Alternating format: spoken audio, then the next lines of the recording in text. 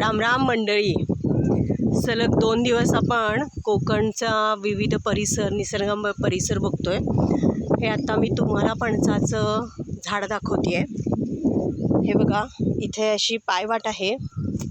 किती छोटासा दरवाजा हा आहे। हा असा उघडून आपण आता या काजूच्या बनामध्ये आलेलो आहोत। ही सर्व दिसतायत ही तुम्हाला काजूची झाडं आहेत। याला आता काजू धरलेला नाही आहे, पण हळूहळू ह्याला काजू धरेल।